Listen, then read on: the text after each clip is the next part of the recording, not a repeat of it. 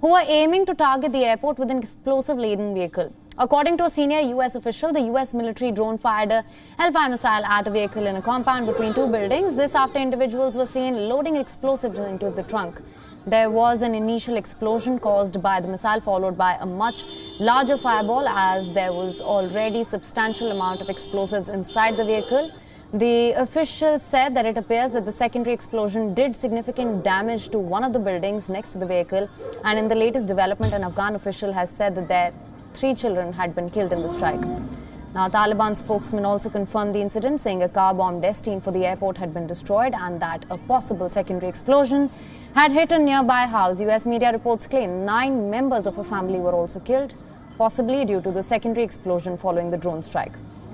Now, a statement from the US Central Command said that the United States is aware of the reports of civilian casualties and is assessing the results of the strike. Eyewitnesses have described what really happened at the spot when the drone strike hit the ISIS vehicle. Eyewitnesses heard and saw a large blast shaking the neighborhood. Witnesses said that the drone strike targeted 2 cars parked in a residential building near the airport, killing and wounding several civilians.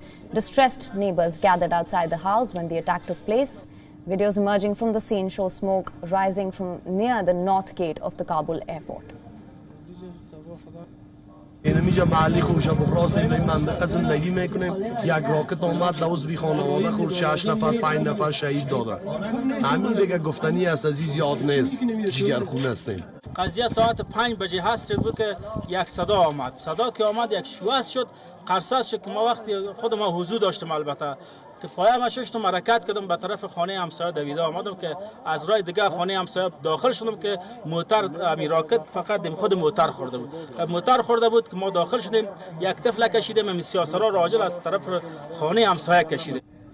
Remember, this is the second strike carried out by U.S. forces in Afghanistan since an ISIS-K suicide bomber struck the Kabul airport on Thursday. 13 U.S. troops and over 100 Afghan civilians were killed in the attack. The drone strike comes days after a warning issued by U.S. President Joe Biden. He'd warned the situation in Kabul remains extremely dangerous. U.S. military chief had also warned of the possibility of another terror attack. United States was particularly concerned about the local affiliate of the Islamic State attacking the airport as American troops depart, in particular the threat from rockets and vehicle-borne explosives.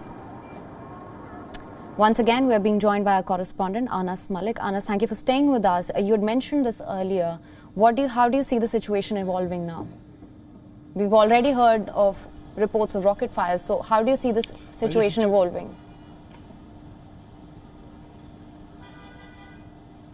Well, the situation still remains pretty tense because it's just less than 24 hours until the U.S. withdrawal deadline ends, and a complete withdrawal is now just hours away.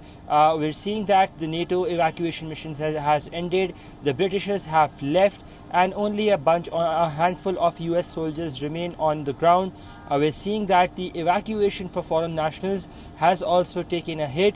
Remember, Afghans were not being evacuated anymore since the terror attack that took place on Thursday evening. The evacuations had been limited to those with dual passports or a secondary citizenship as well.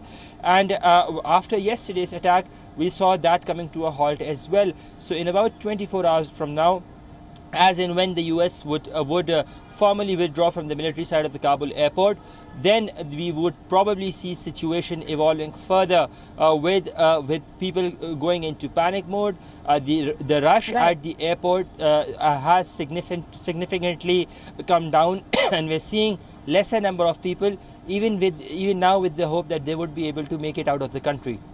Right, Anas, the withdrawal deadline is upon us, and like you mentioned, the evacuation process especially took a hit. Now, what happens to those who are not able to evacuate in time?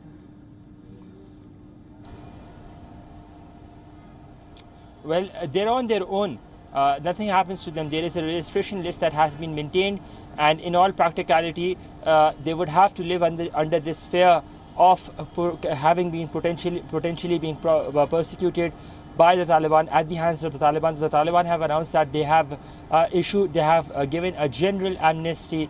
But as I said, as we've been reporting earlier, there is a mistrust between the actions and the statements. So the statements, in order for them to transpire into actions on ground, that would have to take a lot of goodwill, and which the Taliban currently do not enjoy within the masses. Those who have worked with the military, with any military in any capacity, be the interpreter, family members, contractors, logistics suppliers, so on and so forth, they now remain at the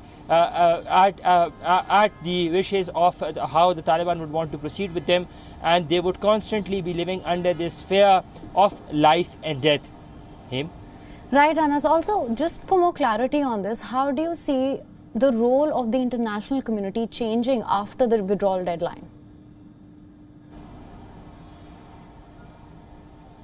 Well, the international community is currently, looks like it's in a fix whether or not to recognize the Taliban. Remember, as we speak, there is no formal acceptance to the Taliban rule by any country, regardless of the neighboring countries as well. We were expecting Pakistan, Russia, China, Iran, these four countries to have recognized the Taliban, but it's 16th day of Taliban takeover of Kabul, and we're yet to see any formal recognition as well. Part of which has to do with the government formation as well, which is now clear that the Taliban would be announcing once the troop withdrawal is complete, once the foreign forces leave from Afghanistan. So the international community would remain in a fix.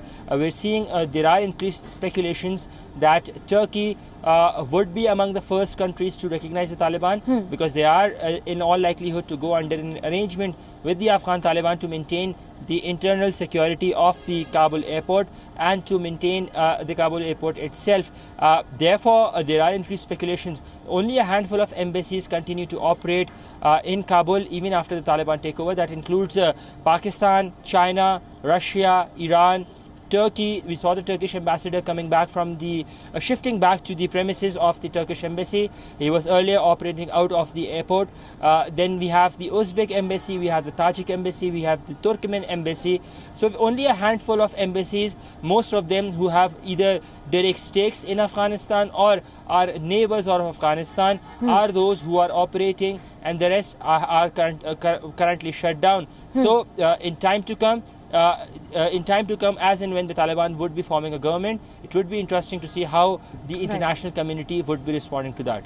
Right, Anas. Right. Thank you so much for joining us with all the latest on that, Anas. WION is now available in your country. Download the app now. Get all the news on the move.